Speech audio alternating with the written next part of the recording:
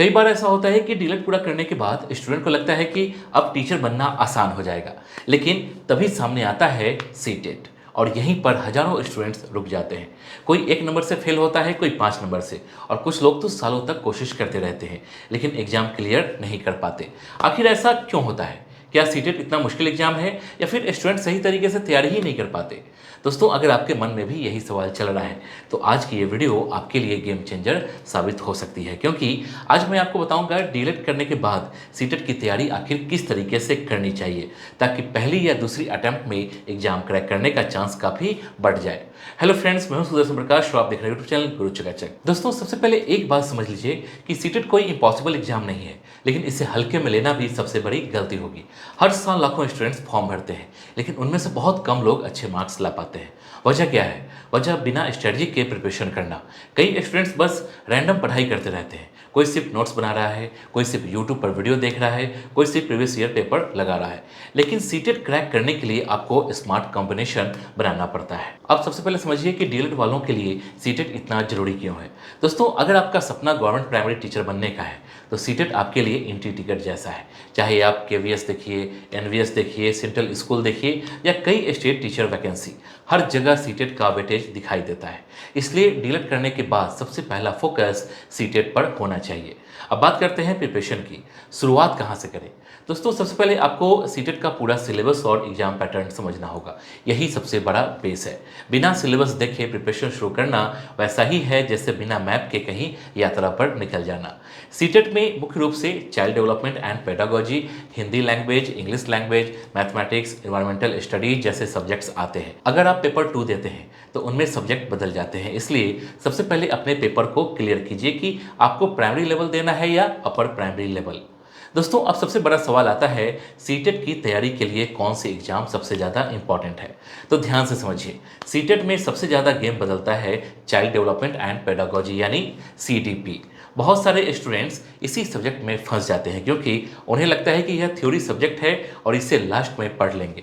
लेकिन रियलिटी यह है कि अगर आपका सीडीपी स्ट्रांग हो गया तो आपका सीटेट निकलने का चांस बहुत बढ़ जाता है। इसलिए शुरुआत सीडीपी से कीजिए, रोज थोड़ा टाइम इस सब्जेक्ट को दीजिए। अब बात करते हैं बुक्स की।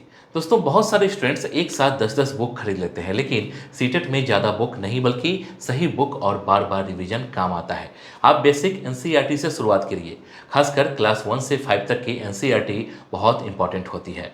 मैथमेटिक्स और ईवीएस के लिए एनसीईआरटी काफ़ी मदद करती है। साथ ही एक अच्छी सीटेट प्रैक्टिस बुक रखिए जिसमें प्रीवियस ईयर क्वेश्चंस और मॉक टेस्ट हो।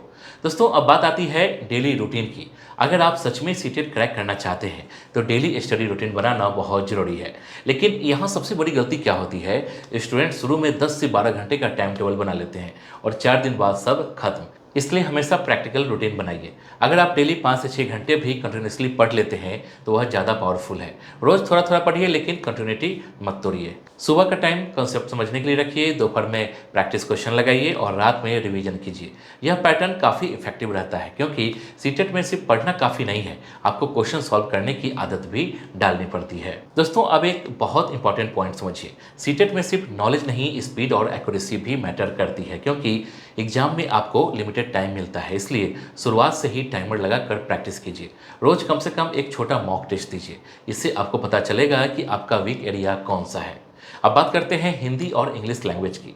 बहुत सारे स्टूडेंट्स सोचते हैं कि लैंग्वेज सब्जेक्ट आसान है, लेकिन यहीं पर नेगेटिव सरप्राइज मिलता है क्योंकि सीटेट में ग्रामर के साथ साथ पेडागोजी भी पूछा जाता है। इसलिए सिर्फ ग्रामर रूल्स याद मत करिए, टीचिंग मेथड्स भी समझिए। कैसे बच्चों को पढ़ाया जाता है, कौन सा मेथड्स इफेक्टिव होता है, लर्निंग प्रोसेस कैसे काम करती है, ये सब इंपॉर्टेंट है। दोस्तों, मैथमेटिक्स से डरने वाले स्टूडेंट्स के लिए भी एक बात कहना चाहूँगा।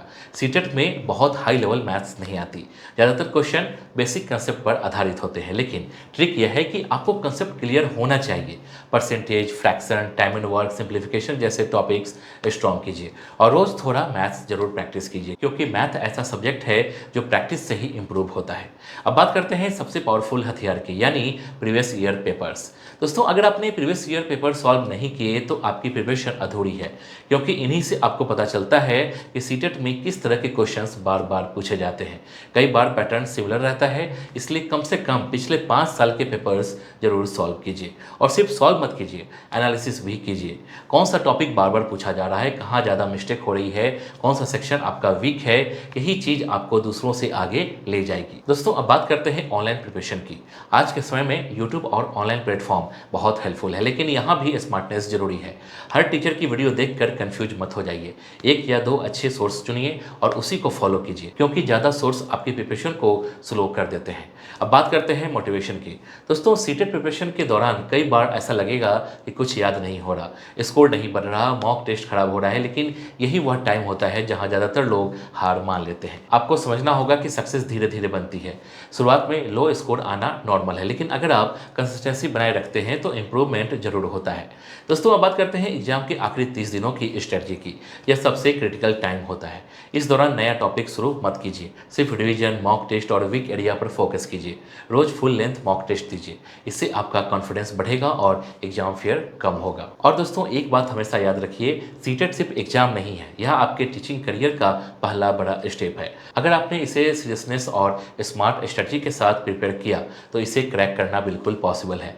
डीएलएड करने के बाद अगर आप सही डायरेक्शन में मेहनत करते हैं तो गवर्नमेंट टीचर बनने का सपना जरूर पूरा हो सकता है। तो दोस्तों, उम्मीद करता हूँ कि आज की वीडियो से आपको क्लियर आइडिया मिल गया होगा कि डीएलएड करने के बाद सीटेट की तैयारी आखिर कैसे करनी चाहिए। अगर वीडियो पसंद आई हो तो लाइक जरूर करिए, अपने दोस्तों के साथ शेयर कीजिए और कमेंट करके बताइए कि आप सीटेट की तैयारी अभी से शुरू कर चुके हैं या नहीं। मिलते हैं अगली वीडियो में एक और यूजफुल टॉपिक के साथ। जय हिंद।